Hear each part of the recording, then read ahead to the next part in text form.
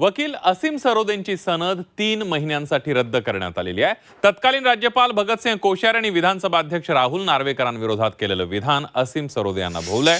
19 मार्च 2024 मध्ये उद्धव ठाकरेंच्या जनता न्यायालयामध्ये शिवसेना पक्ष आणि चिन्हावरून सरोदे यांनी राज्यपाल आणि विधानसभा अध्यक्ष राहुल नार्वेकरांविरोधात विधान केलं होतं आणि त्यानंतर राजेश दाभोळकरांनी महाराष्ट्र आणि गोव्याच्या शिस्तपालन समितीकडे असीम सरोदे यांच्या विरोधामध्ये तक्रार नोंदवण्यात आलेली होती। या सगळ्यानंतर या समितीनं असीम सरोदे यांच्यावर हा कारवाईचा बडगा उगारल्याचं पाहायला मिळत आहे। यानंतर 3 सदस्यीय समितीने सरोदे यांची सनद 3 महिन्यांसाठी रद्द करत त्यांना 25,000 रुपयांचा दंड ठोठावला। तसंच पुन्हा न्यायालय किंवा घटनात्मक पदावरील व्यक्तीबाबत वादग्रस्त वक्तव्य न करण्याची ताकीद दिली आहे। दरम्यान या महिन्यात शिवसेना पक्ष आणि चिन्हाची सुनावणी पार पडणार आहे, मात्र सनद रद्द केल्यामुळे असीम सरोदे ह्या सुनावणीसाठी अनुपस्थित राहू शकतात।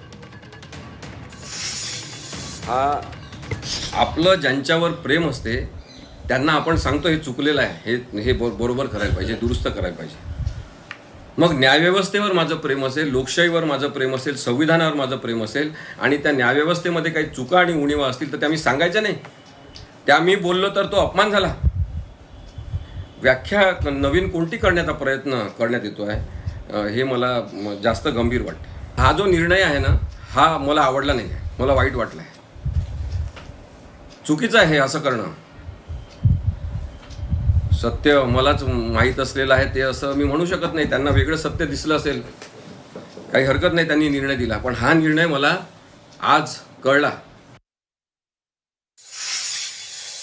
दिले होते त्या संदर्भामध्ये जाहीर टिप्पणी केली होती। त्याबरोबरीने राज्यपाल हा फालतू माणूस आहे असं पण त्यांनी स्टेटमेंट दिलं होतं आणि विधानसभा अध्यक्ष राहुल नार्वेकर आहेत, त्यांनी जो निर्णय दिला तो निर्णय कोणाच्या तरी राजकीय दबावाखाली दिला असंही त्याच्यामध्ये म्हटलं होतं। या सर्व विषयामध्ये मी 2024ला ॲडव्होकेट असीम सरोदे यांची सनद रद्द करण्यात यावी अशा संदर्भात एक कंप्लेंट आपण दाखल केली होती। कारण कुठल्याही ॲडव्होकेटला न्यायालयाच्या विरोधात किंवा संविधानाच्या पदाच्या विरोधात बोलण्याचा कुठलाच अधिकार नाही। असीम सरोदे साहेब जे आहेत ते आपण बघतो की सातत्याने मुवमेंटमध्ये राहिलेले आहेत। समाजाच्या बाबतीमध्ये त्यांनी आपली सगळ्यांना बरोबर घेऊन जाण्याची भूमिका मांडलेली आहे। सातत्याने ते कायदा सुव्यवस्थेबाबत बोलत असतात। महाराष्ट्रामधल्या एकोप्याबद्दल चांगलं राहावं असं त्यांची अपेक्षा असते। मला असं वाटतं की ठीक आहे, तुम्ही असीम सरोदे साहेबांबद्दल करताय, तो गुणवंत सदावर्तेंच्या बाबतीत काय करणार? गुणरत्न सदावर्ते साहेबांच्याबद्दल तुमचं काय मत आहे? हे सुद्धा महाराष्ट्र शासनाने कधीतरी डिक्लेअर करावं।